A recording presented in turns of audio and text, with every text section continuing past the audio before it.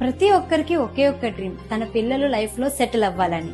కానీ మార్క్స్ తగ్గితే, ఫోకస్ లేకపోతే అమ్మగా చాలా టెన్షన్ వస్తుంది. అప్పుడే నాకు దొరికింది శ్రీ గణేష్ శివాని ట్యుటోరియల్స్.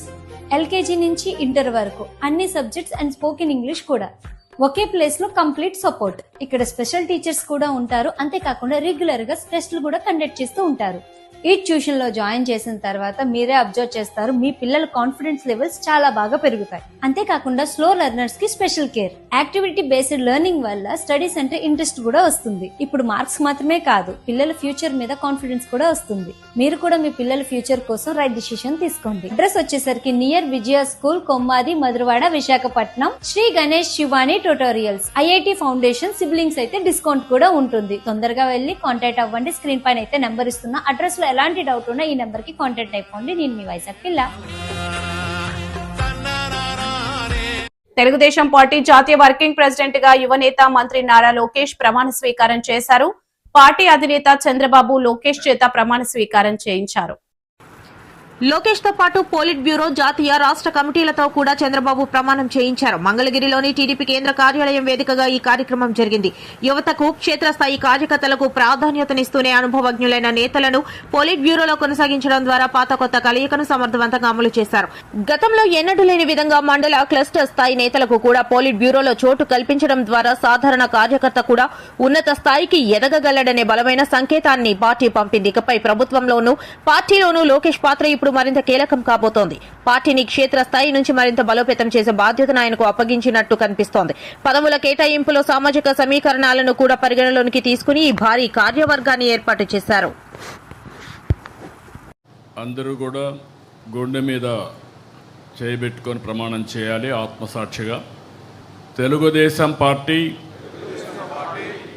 ఆశయాలకు, పవిత్ర లక్ష్యాలకు కట్టుబడి ఉంటూ పార్టీ సభ్యునిగా క్రమశిక్షణతో, ప్రజాసేవాభావంతో మనస, వాచ, కర్మేణ నిరంతరం పాటుపడుతూ నిస్వార్థంగా అవినీతి అక్రమాలకు పాల్పడకుండా దీక్షా దక్షతలతో, అంకిత భావంతో తెలుగుదేశం ప్రతిష్టను, ప్రతిపత్తిని పరిరక్షించేందుకు ఎల్లప్పుడూ కృషి చేస్తూ పార్టీ మరియు ప్రజలు నాపై ఉంచిన విశ్వాసాన్ని వమ్ము చేయకుండా నిత్య చైతన్యంతో పార్టీకి ఉజ్వల భవిష్యత్తు కల్పించేందుకై నా వంతు కర్తవ్యాన్ని, విధులను బాధ్యతాయుతంగా నిర్వహించగలనని ప్రమాణం చేస్తున్నాను. పార్టీ కుటుంబ సభ్యులందరికీ నా నమస్కారాలు, స్వాగతం, సుస్వాగతం. కొత్తగా కమిటీలోకి వచ్చిన వారందరికీ కూడా అభినందనలు, శుభాకాంక్షలు. 4 దశాబ్దాలుగా పార్టీ కమిటీలు నియామకం చేస్తున్నాను. కానీ ఇంత కసరత్తు ఎప్పుడూ నేను చేయలేదు. ఎన్నో వడపోతలు, ఎన్నో లెక్కలు, ఎన్నో ఈక్వేషన్లు చూసి మీ అందరికీ పదవులు ఇచ్చాం. ఈ విషయం మీరందరూ గుర్తుపెట్టుకోవాల్సిన అవసరం ఉంది. సీనియర్ని గౌరవిస్తూ, కొత్త వారికి అవకాశాలు ఇస్తూ, కష్టపడిన వారికి చోటిస్తూ కమిటీలు ఏర్పాటు చేయడం జరిగింది. సీనియారిటీ, సిన్సియారిటీ, సోషల్ రీఇంజనీరింగ్తో దాదాపు 250 మందితో కమిటీలు ఏర్పాటు చేసుకున్నాం. అనుభవం, యువశక్తి, సమర్థత గీటురాయిగా పార్టీ కమిటీలు ఏర్పాటు చేశాం. పార్టీ పదవులు చేపట్టిన మీ అందరికీ మనస్ఫూర్తిగా మరొక్కసారి కంగ్రాచులేషన్స్, ఆల్ ది బెస్ట్.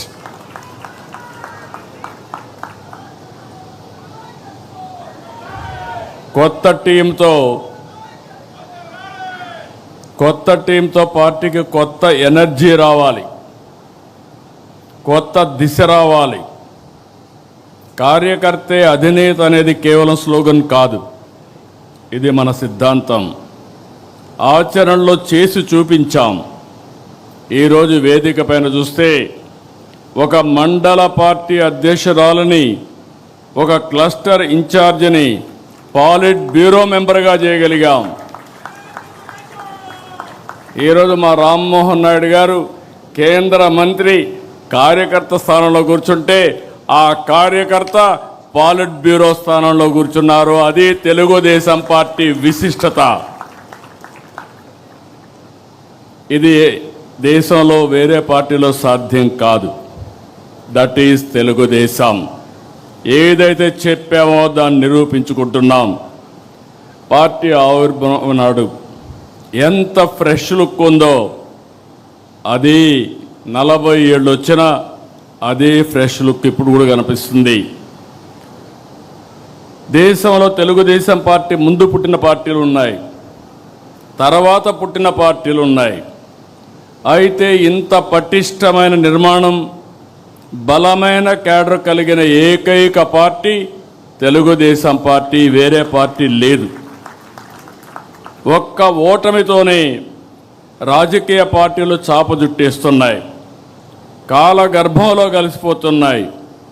కానీ గెలిచినా ఓడినా ఎప్పుడూ సగర్వంగా ఎగిరే జెండా మన పసుపు జెండా. 44 ఏళ్లలో అనేక సంక్షోభాలు, సవాళ్లను చూశాం. కానీ మన పసుపు జెండా పౌరుషం మాత్రం ఎప్పుడూ తగ్గలేదు, ఎప్పుడు ఎవ్వరూ తగ్గించలేరు.